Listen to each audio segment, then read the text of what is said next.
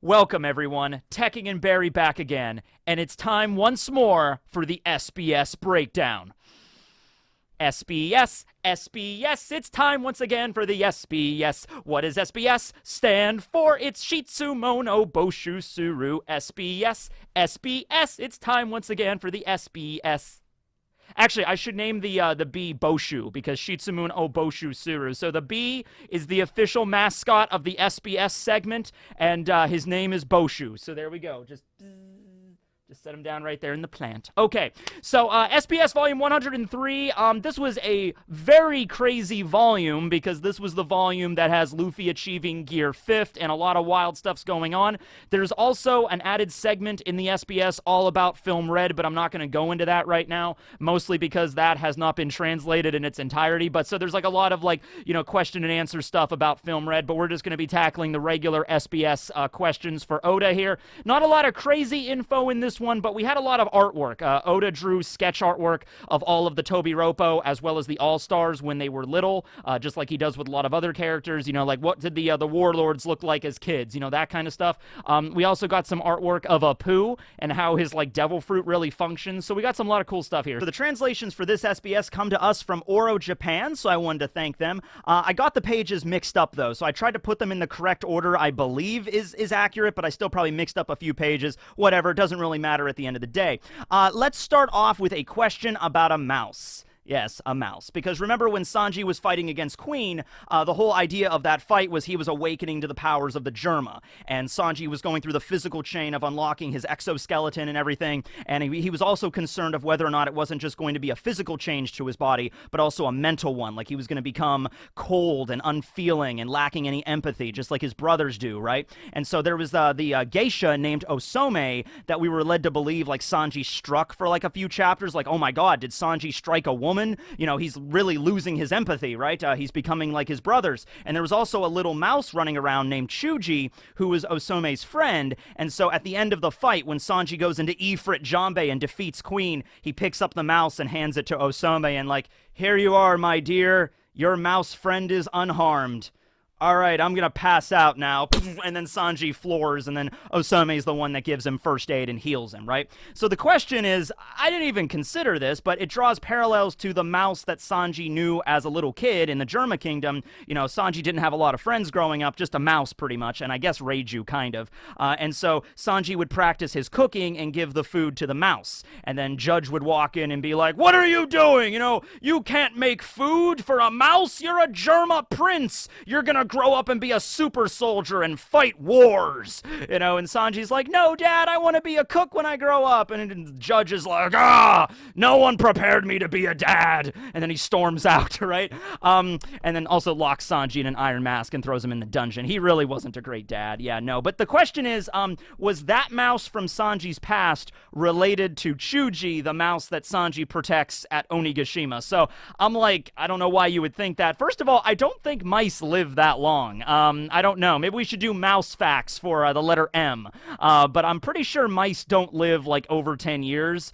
Maybe they do. I don't know. But I doubt it's also the same exact mouse. So Oda clarifies that actually the first thing he says is Sanji's kindness can be seen by the fact he likes mice. So it's that's the gauge. That's the determining factor of how we're going to know if Sanji ever becomes an asshole or if Sanji ever becomes like the Germa. I guess mice will just avoid him, right? But if more mice are around him, then that means Sanji's the same Sanji we all know and love, okay? So that's, I guess, the determining factor there. That's the gauge. But he also says that, the mouse is not related to the same mouse. I guess technically they're all related. If evolution works the same way in the One Piece world as it does here, I guess we're related to everything, technically, right? But Sanji says that he has become stronger by the power of science and that it was manifested in his body, but he's still the same person. It also brings up something very interesting from that fight. Remember that there was one scene where right before Sanji deals a really heavy kick on Queen, he just disappears. And then Queen is like, he can disappear without the suit, and then boom, Sanji kicked him right in the face. And there was a question wait a second, did Sanji unlock the powers of of his stealth black suit, on his own. Like, he doesn't even need the suit anymore. He can just go invisible whenever he wants.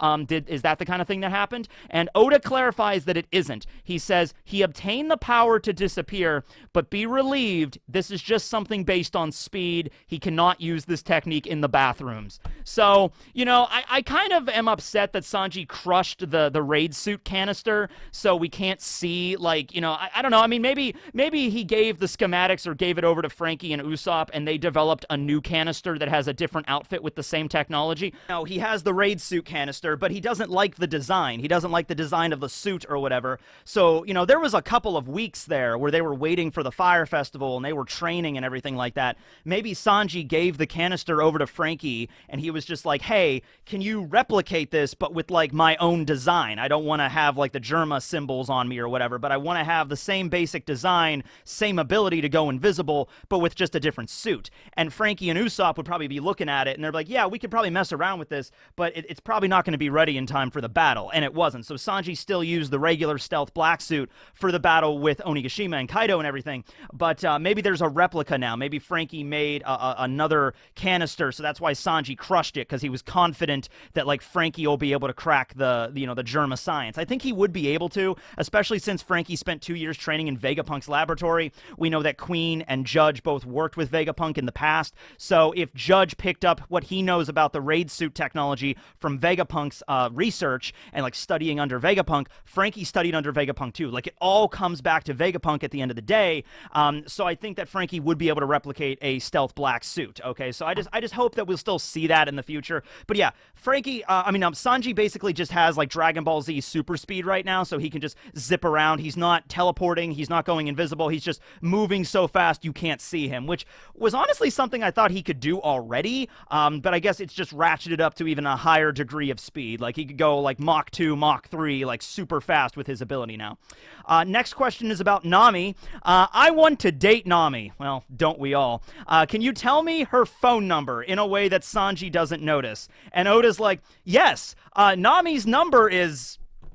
Well, get your pens out, ladies and gentlemen. Nami's number is 7373-737373. Okay.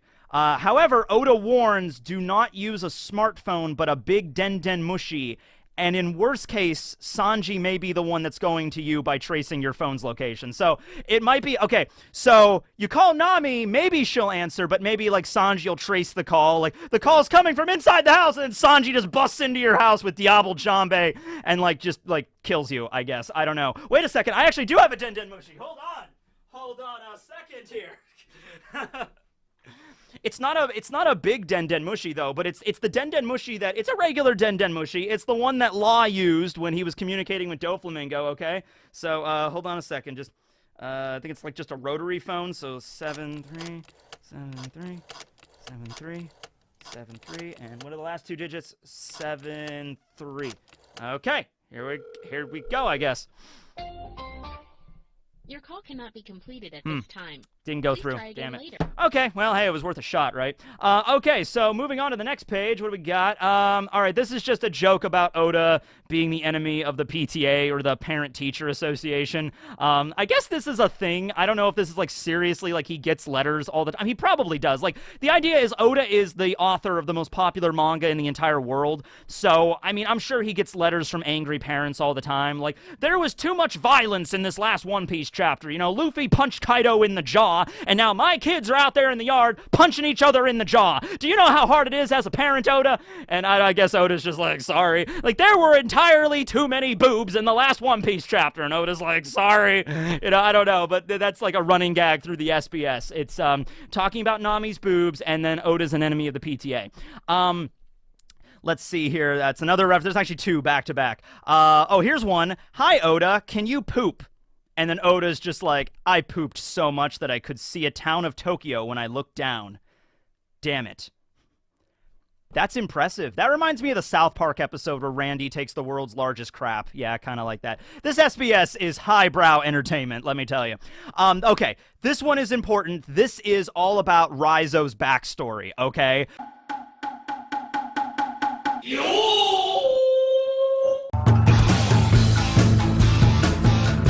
So this is another thing that Oda like wanted to include in the canon of the manga, but just didn't have time to put it in, okay? So you may have noticed Raizo and Fuku Rokuju really don't like each other. It's very kind of like an icy sort of relationship. Now, obviously, they're both ninjas, so it's like they're fated to fight anyway. But it's like even with that, even beyond that, there's something else going on there.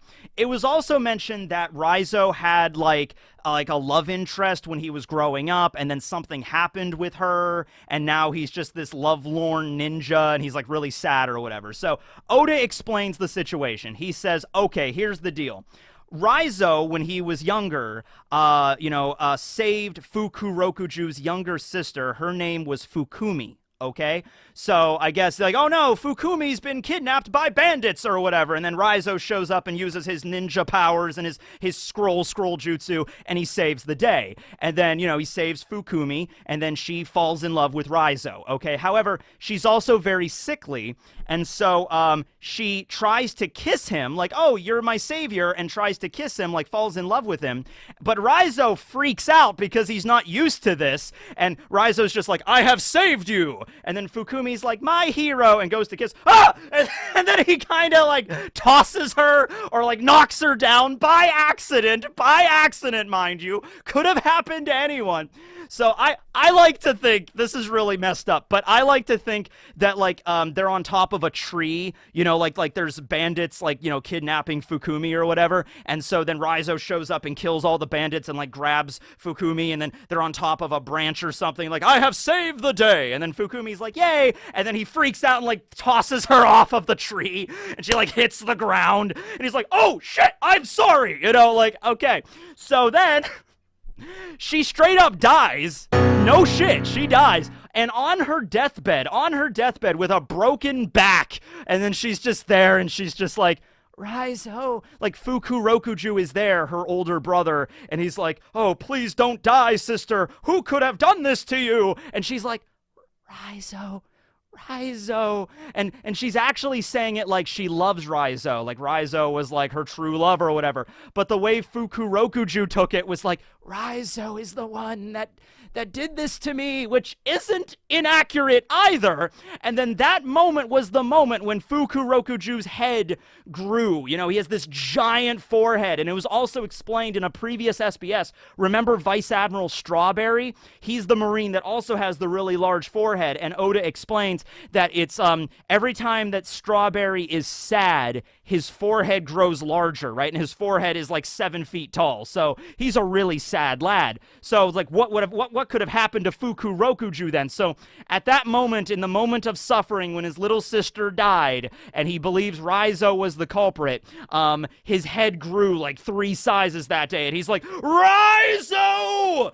If it takes me the rest of my life and I have to grow my forehead to the moon, I will bury you in the ground for my little sister, Now, here's the thing. This happened years ago. There was plenty of moments for Raizo to, like, explain what actually happened, but he never denied it. It's probably partly because of the whole ninja samurai honor thing, but also, he actually is responsible for her death. This story does not, like it literally says right here, the naive Raizo pushed Fukumi aside, and she got hurt.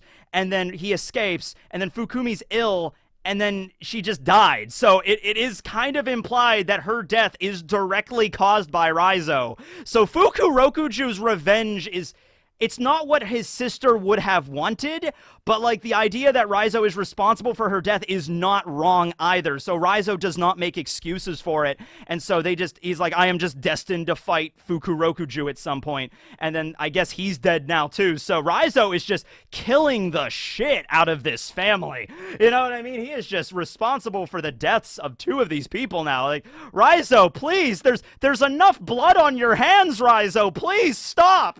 That's actually a really dark backstory, honestly. Like, really.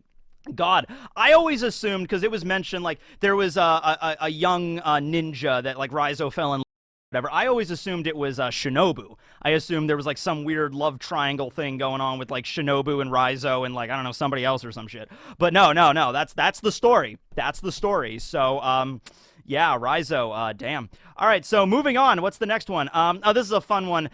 Somebody asks Oda, like, "Hey, my heart sounds like the sun god Nika's heart, like the drum beat, like don don don don don don." And Oda's like, "Wait a second, catch him. He has high blood pressure. We need to get him to a hospital immediately." Seriously, though, I'm just going to do a little bit of a PSA here.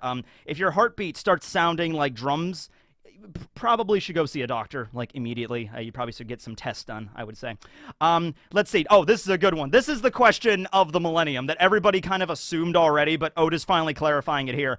And it's, so how come Orochi still was alive after getting his head cut off like 7 times? Does this mean that the Hebi no Mi actually has 8 lives because there's 8 heads? Like, it's pretty obvious, but Oda just clarifies. And he's like, yeah, you gotta cut off his head 8 times or he doesn't die. This is his mythical zone ability. Very annoying. So I love how Oda just clarified that. And it's like, okay, Kaido cut off his first head, and then the scabbards cut off the remaining, well, cut off 6 more. So there's only 1 head left. And then that was the one sliced off by Denjiro. So Denjiro was the one that got the final blow off on Orochi, also confirming right there, Orochi's straight up dead. So, yeah, he's gone, you know? That's what I mean. Like, Oda's really pulling no punches with Wano. Izo is dead. Ashura Doji is dead. There's a lot of other people, like samurai and ninjas that died, but they were kind of like, who cares? But, yeah, I guess Fukurokuju might be dead. And Orochi right here is confirmed to be dead. Now, I was thinking about that for a while. Like, you know, how are you going to handle Orochi? I did a whole video on, like, how's this going to be done? Like, if you just kill Orochi, wouldn't that kind of just perpetuate the cycle? But also, he's done so many horrible things, you really just can't let him off easy, you know what I mean? So I think the people of Wano are in a good situation right now with Momonosuke. I don't think they have to worry about the Kurozumi clan becoming like, you know, like let's say Otama, because the popular theory is what if Otama is a Kurozumi because she has purple hair. I don't think the people of Wano are going to blame Otama or treat her the same way as the other Kurozumis now that Momonosuke is the shogun, you know what I mean? Now that they have proper leadership, I think they'll be fine. I think they'll be okay. But yeah, so really it's just, as Oda says, it's an annoying power. Now, if anybody else had this ability, like let's say King, instead of eating the Pteranodon fruit, let's say King ate the Yamato no Orochi fruit, or if Kaido had the Yamato no Orochi fruit, Kaido would probably be able to do most of the same things he can do right now as a dragon, except you'd have to kill him 8 damn times in order to bring him down. That would be a problem. Orochi is not that powerful. He gets a physical boost just from turning into the Orochi, but still, like that, like, I am Lord Orochi, and I have 8 lives. Now I have 7 lives. Now I have, oh no, quit cutting off all my lives. You know, now I only have 1, and then Denjiro slices him down, and like, now I am dead. You know, so anybody else that had that fruit, like King, Queen, Jack, Kaido, Big Mom, anybody else, that would be a really devastatingly powerful ability. It wouldn't just be annoying, but in the hands of Kurozumi Orochi, it is very much just an annoying power. It also does bring up the question of, like, you know, Oda just specifies you have to cut off his head 8 times. What if you set him on fire? What if you kill him through other means? What if you rip out his heart? You know what I mean? Like, you know, shot through the heart! Would he just die from that? Or does it have to be, like, just decapitation? Or it doesn't matter how many times you kill him. It's just he gets 8 lives no matter what. Not sure. But, yeah, Orochi's dead now. Okay. So, next question is about Apu. So, we all know Apu has the Oto no Mi, which is the sound fruit, and he can turn various parts of his body into instruments. I always assume the fruit work that he could take any part of his body and turn it into any instrument at any time. That's not how it works. There's a set number of instruments that he has access to, and they all are different parts of his body, but they're the same part of his body each time. So if he wants to play the piano, his teeth are actually the piano keys. Like, you know, do-do-do-do-do, you know, he can't turn his arm into a piano or his leg into a piano. It has to be his teeth. His head is the cymbal. His hair is actually a horn. His arm is the trumpet. His other arm is the bass, as well as he can take, like, his the violin strings or the violin bow, like the little muscle strings there. His hands are castanets. Let's see. His elbows are maracas. On his right knee, his right leg, he has a turntable and a speaker if he wants to do, like, some DJ scratching kind of thing. His left leg is a violin. His waist is an accordion. His chest is the drum. His arm over here is a tambourine. His fingers are a flute if he wants to play into like a flute or like a clarinet. Yeah, and his arm right here is a guitar if he wants to like play the guitar. It kind of would be awkward to play a guitar like this, but he can make it work. And the funniest one is that he has a triangle where his dick is. So there you go. His crotch is a triangle. So if you ever see a poo in the story and you see a triangle, you hear a triangle sound effect, you know what he's playing there. Okay, so moving on. So next one is, let's see, that's just a throwaway question. Here's a good one. This is just about the origin of snatch. Okay, so that's the term like snatchy that they use, you know, in Wano where they're like, they throw their lives away. It's kind of like the Wano equivalent of YOLO. I always likened it to. And somebody was like, you know, Oda, I've done research. I'm looking around and I see that in the English dictionary, the word snatch means to seize, you know, like you're snatching something, you're grabbing something, right? And so is that the reference that is in Wano? And I like this because Oda says, yes, well, you see, that word actually has a few meanings in English, and he kind of just shoos it off, and I'm not going to bring it up here, but, you know, that it does have another word, and another meaning behind that word, if you're, you know, English speaking. I don't know if it's in other countries, but in America, anyway, there is another meaning for the word snatch. So there you go. Not just grabbing things, but yeah. So I'm thinking maybe some people wrote to Oda, like, this is another meaning of the word, and Oda might have not have known that, and he was like, oh, okay, well, there's that. But he also brings up that really the meaning is from a word that they used to use back in the day called chest. Like, I guess, in Satsuma back in the day, they would yell chest and then like charge, kind of the same meaning. And Oda just made it snatch or snatchy in Japanese because he didn't want to use the same word from our world. He wanted to like change it up a bit, and so that's really where he just arrived. So I guess he didn't really know the meaning behind like all the different definitions of that word across the world, but that's what he settled on. So there you go. Moving on, we have the drawings of the Tobiropo and the All-Stars when they were kids. So let's start off with King, who was, you know, the king of the All-Stars. This is King, or Albert, when he was a little kid. And you know what? I really like this because, like, this kind of depicts King maybe like growing up very happily.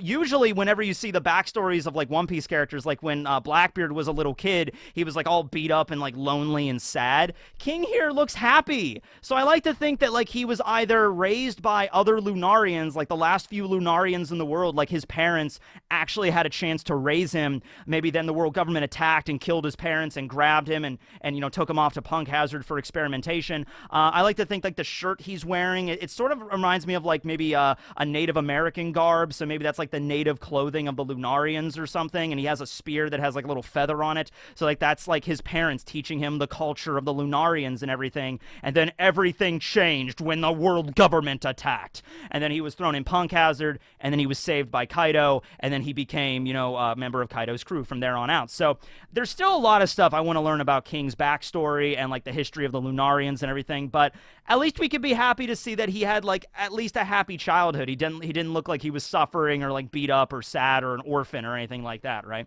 I guess he could have been adopted too. Maybe his parents did die and then maybe he was adopted, but it did look like he had an okay upbringing until the world government, you know, captured him. Then we have Queen. We see Queen as a little kid, and he's working with like a home chemistry set, so he's like mixing vials and everything, so he was interested in chemistry and that kind of stuff back then. I don't know if he was like mixing stuff together to make poison gas back then, or like, this will be a virus that'll kill all of my enemies. I don't know, but he's working with a little chemistry set. Probably one of those old chemistry sets from like the 1960s where they would actually have actual uranium inside of these kits. No shit. Go back and look. You can probably find them somewhere, you know, and they would just be like, oh yeah, 1955, buy a chemistry set for your little kid. It has actual uranium and actual mercury inside of it that the kids can play with. It's fun, you know? Then we have Jack. Remember, Jack is a fishman, and so we see him there in the past with a little scythe, and I guess he's holding, like, grass in one hand or something. Maybe he's using the scythe as an actual farm implement. Maybe Jack grew up on a farm, and then Kaido found him working on a farm, and he's like, okay, come work for me, I guess.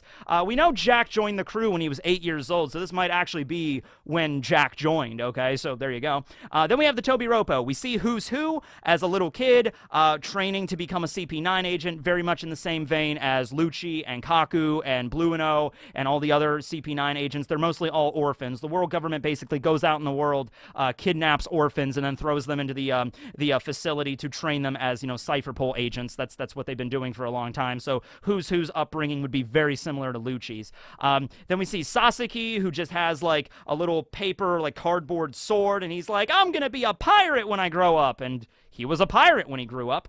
We see Black Maria as she has a shamisen. She was practicing with the shamisen even back then. She's actually wearing an outfit that looks like a Wano outfit, so maybe she did grow up on Wano. Who knows? We actually don't know everything about her past, but it looks like she grew up in Wano, and she had a spider, so she was like playing with spiders growing up and like extracting their silk. So yeah, that's a great hobby to have, I guess. And then we have page 1 in Ulti. Oda did not draw Drake because we already saw Drake's past with the other supernovas when he drew the supernovas as kids.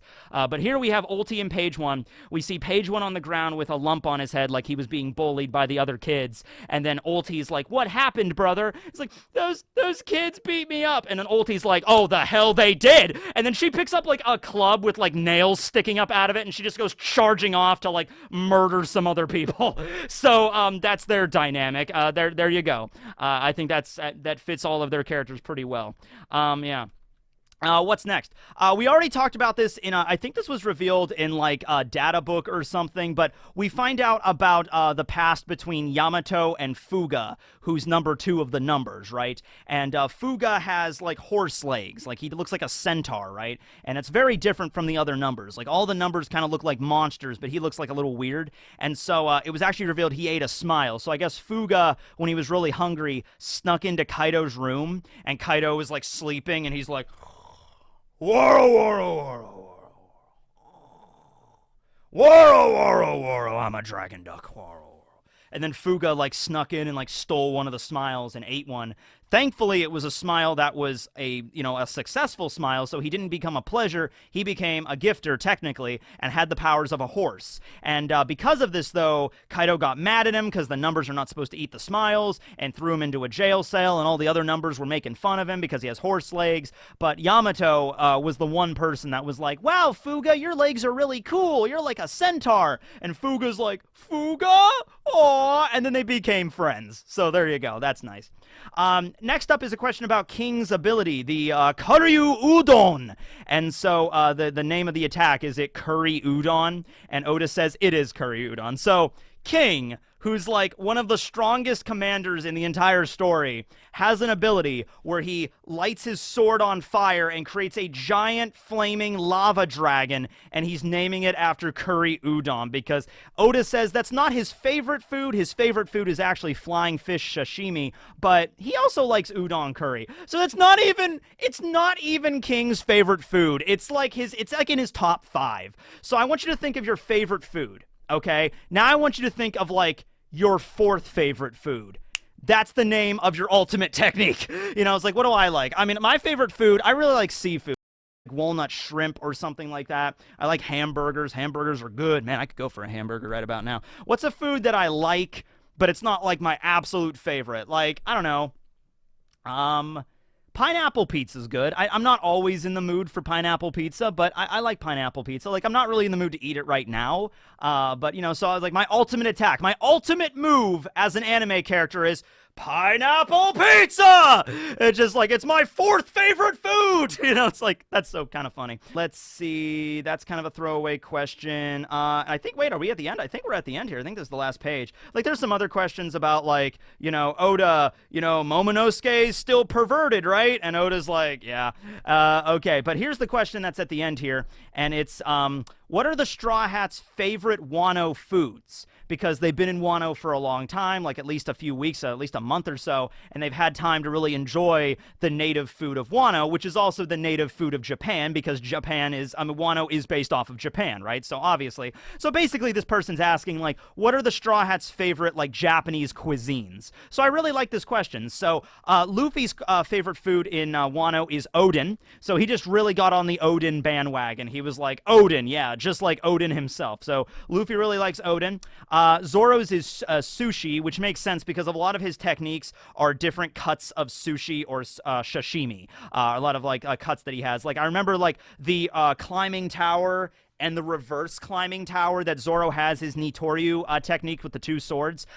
Those in Japanese reference like the climbing tower is like a very high grade cut of sashimi, and then the reverse climbing tower is an even more higher grade of sashimi. Like there's references there. Onigiri is a rice ball. There's a bunch of different references to Japanese food in Zoro's repertoire, right? Nami's is Oshiruko, which we should know. If there's one type of food you should know all about in Wano, I would say even more than Odin at this point, is Oshiruko. You should know what Oshiruko is. By the way, since then, I've actually did have a chance to try some Oshiruko. I actually tried to make it myself. I don't think it turned out that great, but I tried. And it was okay. It was all right. I probably messed it up because the first time I ever made something like that. But I thought it was okay. You know, I don't know if I wouldn't try it again. Maybe if I went to an actual Japanese restaurant and they had Oshiruko and I could have it like properly prepared, I would like it more. But I do want to try to cook it again. Then we have Usopp's favorite food, which is Saba Misoni, which is like, and I'll put pictures of all these up there, but it's a grilled mackerel. It's like grilled mackerel and like soy sauce and stuff. It actually looks pretty good. Let's see. Sanji's is Chanwa Mushi, which I believe is like some form of like Japanese like custard. It's like a custard kind of thing. Then we have Chopper, whose favorite food is Ichigo. Chopper's eating Ichigo? No, it's Ichigo Daifuku, which Ichigo, of course, any fan of Bleach would know. Ichigo just means strawberry in Japanese. No, it means number one, and Go stands for guardian. Yeah, no. So it's strawberry. So it's a strawberry Daifuku, which is like a mochi-type dessert. Daifuku is the name of Katakuri's brother, and it would make sense because Daifuku is another type of food that involves mochi, and it's like a snack that you would drink or eat with tea, basically. It's like you eat mochi with tea, you eat Daifuku with tea. It's like a snack, okay? Robin's is just soba, so she likes noodles, I guess. Frankie's is just tendon, which not a tendon, not an actual tendon like from your leg, but like tendon, like, which makes sense because you got to do things with a don. It's like a tempura bowl, okay? Which, by the way, I was doing research on all this last night. I was really craving like Japanese, like sushi and stuff, so I ordered sushi last night, and that was what my dinner was. But yeah. So Frankie's is like a tempura, like shrimp bowl or whatever. And so Brooks is mitarashi dango. This is actually a meal that I get to try when I was out in San Francisco. There is a really cool in the Botanical Garden in San Francisco, in California. There's a Japanese tea garden. And you can order like karage, and like they had mitarashi dango, and I ordered it and I had some, and it was very, very sweet. I had like they give you like 3 sticks, and like there's like 3 dango on each one. I had like 2, and like so 6, and I was like kind of like, all right, I'm kind of full on that, but they were really, really good. And then finally we have Jinbei's, who is ochazuke, which is, I believe, like it's a meal. It's like a meal covered in green tea, actually. Hold on, let me double check on what that is. Yeah, it's green tea over rice. So honestly, it doesn't look, well, I guess there's a little bit of like, you can put like fish in there. So it's kind of like rice and then some fish, but then there's like green tea is like the broth, I guess. Instead of broth, it's green tea. I suppose it looks like something that Jinbei would enjoy, I guess. But anyway, so yeah, those are all the Straw Hats' favorite foods in Wano as they move to the next part of the story. Who knows what kinds of food they'll try next. And that's the SBS. That's all we got this time. Yeah, we'll just be carrying it on to Komodo Dragon Facts. So thanks for watching, everybody. What was your favorite question that got answered? Moving on to Dragon Facts.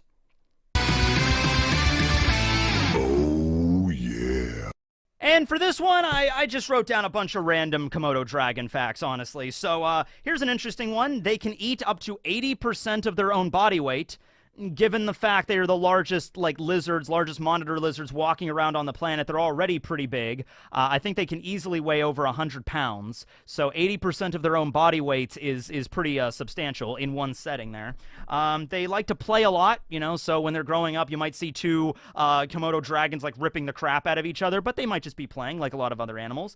They are surprisingly fast. The top speed is actually 12 miles per hour. Now, once again, that's not, like, crazy fast. Like, if you were on a bicycle, you could probably outspeed them easily. But 12 miles an hour for like a large lizard, like, I mean, unless you're like Usain Bolt or something, like, obviously, I don't think you would like be instantly able to outrun them. I actually don't know. What is the average speed that a human being can run? Like somebody like me. I'm not talking about somebody that like, you know, works and conditions themselves. Like somebody like me, I don't really work out. I weigh like 130 pounds and I'm kind of skinny. You know, like I don't know, like what's the average rate that I could run? I don't even know how you would test that. I guess get like one of those speed guns and just like run.